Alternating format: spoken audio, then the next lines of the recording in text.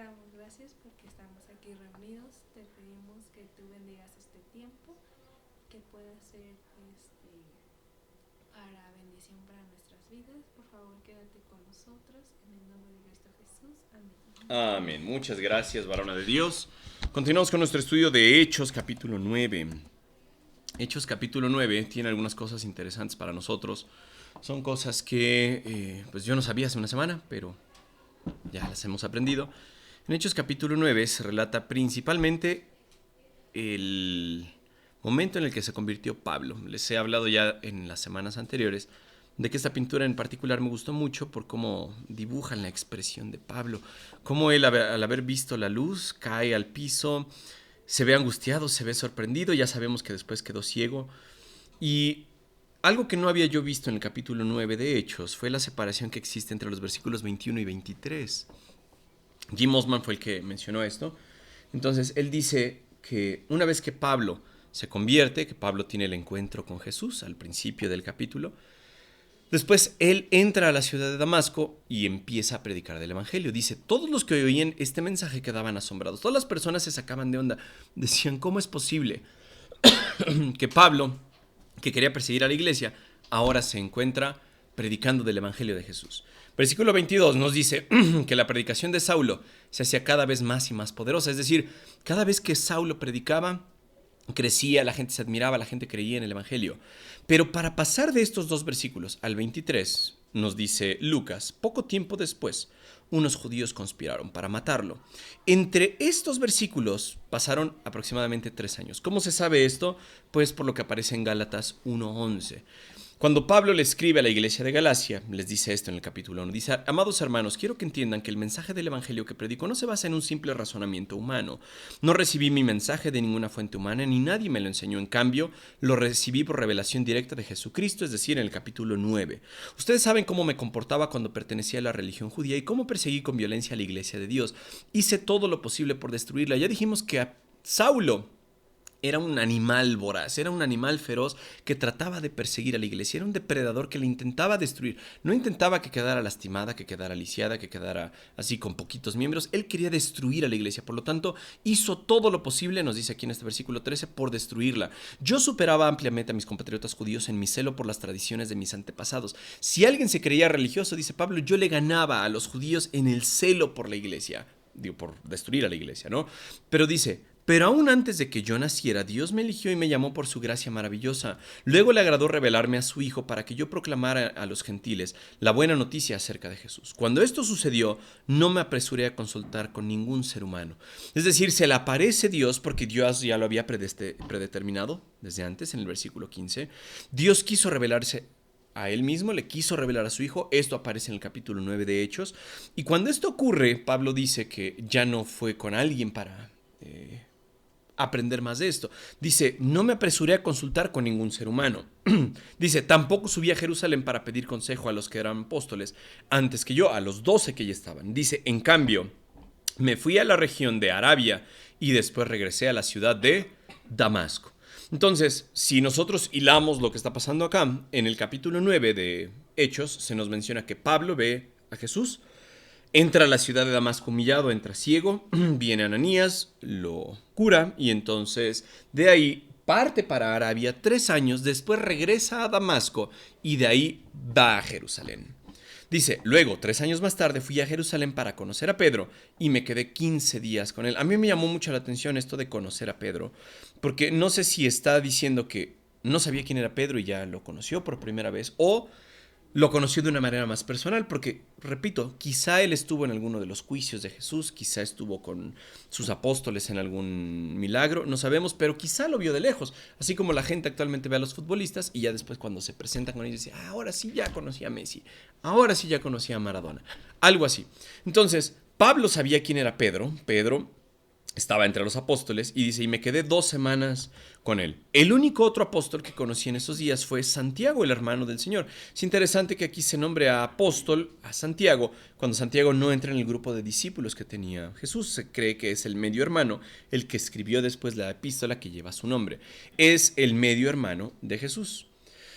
Declaro ante Dios que no es mentira lo que les escribo. Pablo le estaba diciendo a los Gálatas lo que estaba pasando. Entonces le dice, yo conocí a Dios o conocí a Jesús en Damasco y de ahí pasaron 3 años hasta que llegué a Jerusalén. Dice, después de esta visita me dirigí al norte, a las provincias de Siria y Cilicia.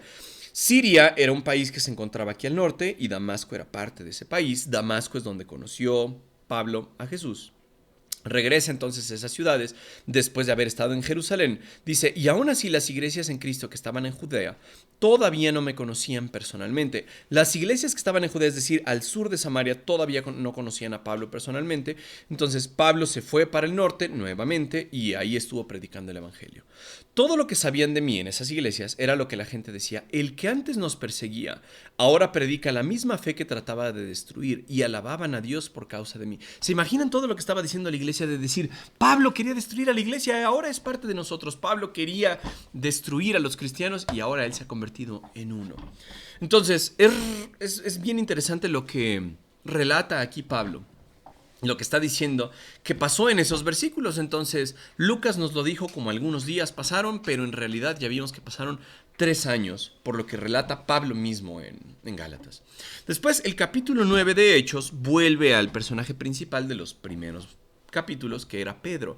Pedro ya va a ser un personaje que prácticamente pues, se está despidiendo del libro. Ahora Lucas como que nos va a decir las últimas cosas de Pedro. Todavía nos falta el capítulo 10, la conversión de Cornelio, pero como que vuelve a centrar la atención a Pedro y de ahí ya le va a dar lugar a Pablo nuevamente. En esta imagen que saqué de internet se ve el gozo de la gente.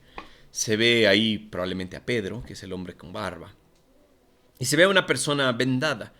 A mí me llamó la atención que la hayan dibujado así porque probablemente así prepararon el cuerpo de Tabita, de Dorcas, cuando nuevamente el enfoque se va hacia Pedro. Entonces, vamos a hablar de algunos milagros que hizo Pedro. Ya dijimos, Pablo pasó un tiempo en Damasco, luego pasó el tiempo a Jerusalén.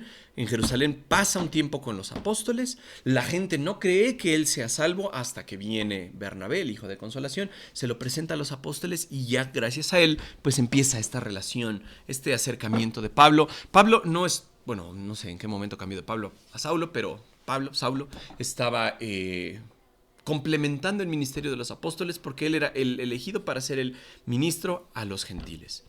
Regresa entonces el relato al capítulo 9, versículo 32 de Hechos, y dice, mientras tanto, mientras todo esto ocurría, Pedro viajaba de un lugar a otro, era un apóstol itinerante, y descendió a visitar a los creyentes de la ciudad de Lida.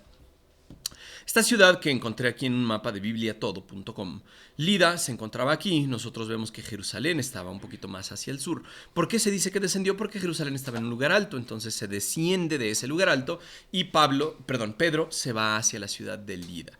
Así lo que hizo fue descender para visitar a los creyentes que estaban en esta ciudad. Allí conoció a un hombre llamado Eneas, quien estaba paralizado y postrado en cama hacía 8 años. Un buen tiempo, no se nos dice por qué, simplemente Pedro se le acercó y le dijo, Eneas, Jesucristo te sana, levántate y enrolla tu camilla, no la vas a necesitar más. Entonces le dice, levántate, y al instante fue sanado. Mucha gente, si ustedes ven las campañas de sanidad que se proclaman hoy en día, pues dicen que la sanidad es gradual, que puede recidivar, que puede volver a recaer, pero la realidad es que los milagros que aparecen en la Biblia no nos muestran eso. Los milagros de la Biblia fueron completos, los milagros de la Biblia fueron instantáneos. Entonces, pues quizás se trate del trabajo de charlatanes, lo que hoy en día se predica como sanidad. Pedro simplemente se acerca a este hombre, ve la necesidad. No se nos dice que consulta con Dios sobre Dios lo quiere salvar o no, la fe es grande o es pequeña de este hombre, no se nos dice nada de eso, simplemente se acerca, Jesucristo te sana, le dice, así como le mencionó prácticamente al hombre de Hechos capítulo 3, levántate, no tengo ni oro ni plata, pero lo que tengo te lo doy. En el nombre de Jesús se salvó, prácticamente lo mismo. Y dice, Jesucristo te sana, levántate, enrolla tu camilla. Y entonces el hombre pudo caminar. Al instante fue sanado. Entonces, de la ciudad de Lida, todos los habitantes de Lida y Sarón vieron a Eneas caminando y se convirtieron al Señor. Recuerden que los milagros tenían un propósito, que el milagro apuntara hacia Dios, que la gente pudiera saber que no era el poder de Pedro el que sanaba, sino que el poder que Dios ejercía a través de Pedro era el que sanaba. Entonces, busqué también dónde estaba Sarón. Sarón me apareció como esta franja roja, no me apareció como una ciudad, me apareció como una región que se encontraba en la costa oeste de la Tierra Santa. un poquito más hacia el norte, la gente de ahí también pudo ver a Eneas caminar y entonces el resultado es que se convirtieron al Señor como resultado de este milagro. Más al sur hay una ciudad que se llama Jope. Y nos dice la Biblia, había una creyente en Jope que se llamaba Tabita.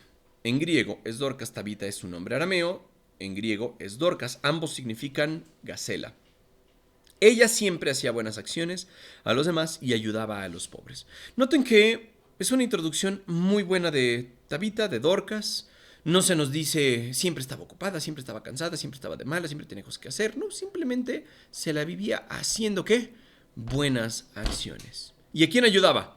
A los pobres, a gente que no tenía chance de regresarle lo que ella había hecho, eran a las personas que ayudaba Tabita o Dorcas.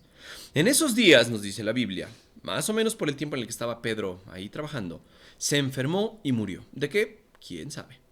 La cosa que hicieron los hermanos de ahí es lavaron el cuerpo para el entierro. Quizá por eso les digo, el artista que dibujó eso la puso así en vendas.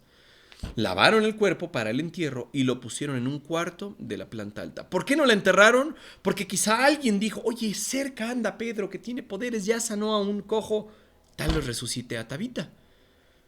En esa cultura, pues recuerden que a veces enterraban rápido a la gente. ¿Se acuerdan de Ananías y Zafira? Los enterraron de inmediato en el capítulo 5 de Hechos. Aquí la mantuvieron ahí un ratito y esa acción pues hizo que Pedro tuviera chance de ser traído desde allá y poder visitar a estos hermanos que querían que resucitara a Tabita. Dice, pero los creyentes habían oído que Pedro estaba cerca, en Lida. Entonces mandaron a 2 hombres a suplicarle, por favor, ven tan pronto como puedas. Así que Pedro regresó con ellos y tan pronto como llegó lo llevaron al cuarto de la planta alta, donde estaba el cuerpo de Dorcas. El cuarto estaba lleno de viudas que lloraban y le mostraban a Pedro las túnicas y demás ropa que Dorcas les había hecho. Noten que entre la gente pobre que había, pues las viudas son aquellas a las que decide mencionar Lucas. ¿Por qué? Porque normalmente una viuda, al morir su esposo, pues ya no tenía el mismo apoyo, el mismo aporte de dinero hacia la casa. Entonces, a menos que el esposo fuera multimillonario y putrimillonario y le dejara así una herencia, le dejara propiedades, las viudas normalmente tenían una vida difícil. Entonces Dorcas dijo, bueno, pues ¿a quién mejor que ayudar que a los pobres? Y entre ellos a las viudas.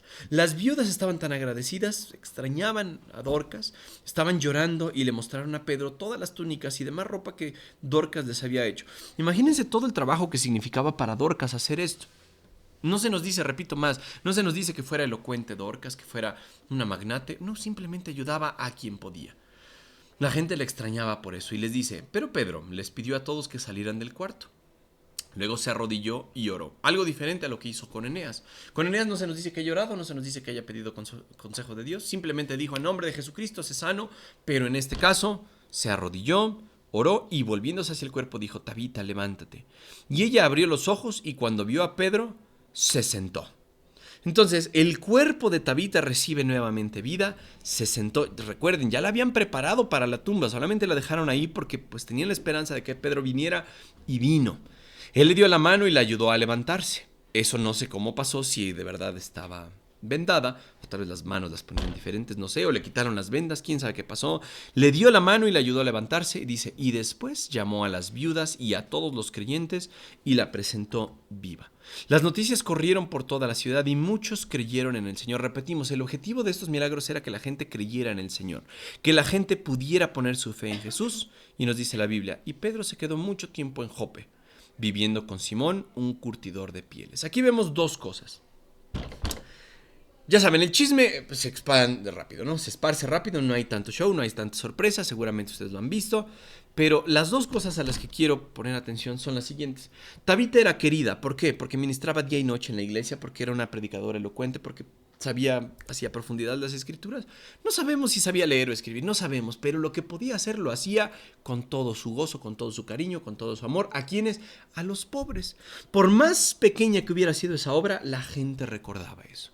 A veces nos enfocamos en que queremos ministerios espectaculares, queremos el aplauso de la gente, queremos que la gente nos reconozca lo que hacemos. Tal vez deberíamos de ser como Tabita. Decir, voy a ayudar a quien puedo, no quiero el aplauso, no quiero que la gente esté diciéndome y haciéndome monumentos, no. Simplemente voy a ayudar porque quiero, porque puedo, lo voy a hacer a quien más lo necesita. Esa es la primera cosa. Lo que tú puedes hacer puede impactar más de lo que tú te imaginas. Y número 2. Pedro, recordemos que era un judío. Los judíos tenían unas leyes estrictas sobre la cuestión de las pieles, de trabajar con animales muertos. Y de manera curiosa, dice, Pedro se quedó mucho tiempo en Jope. No fue una noche, no fue 2 noches. Entendemos que un montón de tiempo ahí en Jope, viviendo con Simón, que era un curtidor de pieles, alguien que se encargaba de trabajar con partes de cadáver. Quizá Pedro ya se había dado cuenta por dónde iba Dios a trabajar, porque es bien importante esto para la siguiente sección. Recuerden que en la mente de Lucas no hay una partición de capítulos. Entonces, quizá Dios estaba preparando a Pedro para algo más. Quizá Dios le estaba diciendo, ¿sabes qué? Aquellas leyes que estaba yo mencionando al pueblo de Israel van a quedar en desuso y ahorita vamos a abrir la puerta a algo más. A una transformación de tu mente, una transformación de las costumbres que tenías como judío y ahora vas a empezar a convivir con gente que no te imaginabas. Por ejemplo, un curtidor de piel. O vamos a ver en el capítulo 10, hasta con los gentiles. Ya vimos que el evangelio fue llevado a Samaria. La región de Samaria era una zona odiada por los judíos. Repetimos, si podían evitar eso y viajar más días, lo hacían porque no les interesaba tener relación con los samaritanos. Pero ahora se les va a abrir la puerta a los gentiles. El evangelio va a llegar a los gentiles. Y Dios quizá está preparando a Pedro para eso. Entonces, son las dos cosas que podemos mencionar. Pero regresando a la primera de ellas es... El ministerio que hacemos, muy chiquito, muy grande, puede tener más impacto de lo que pensamos. Animar, ayudar, bendecir, servir, no sé, diferentes cosas que podemos hacer. La gente puede recordar, miren, esta persona impactó mi vida de alguna manera, buena o mala, con lo poquito o con lo mucho que hizo.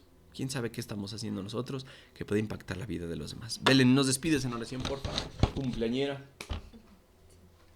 Señor, damos gracias por este momento que tú nos permites, donde podemos escuchar tu palabra y aprender de ella. Gracias porque tú nos las has dejado. Ayúdanos a ponerlas en práctica. Todo esto que tú nos has enseñado transforma nuestras vidas y que todo lo que hagamos sea para glorificarte con todo nuestro corazón. En el nombre de Cristo Jesús. Amén. Amén. Gracias, varonas de Dios.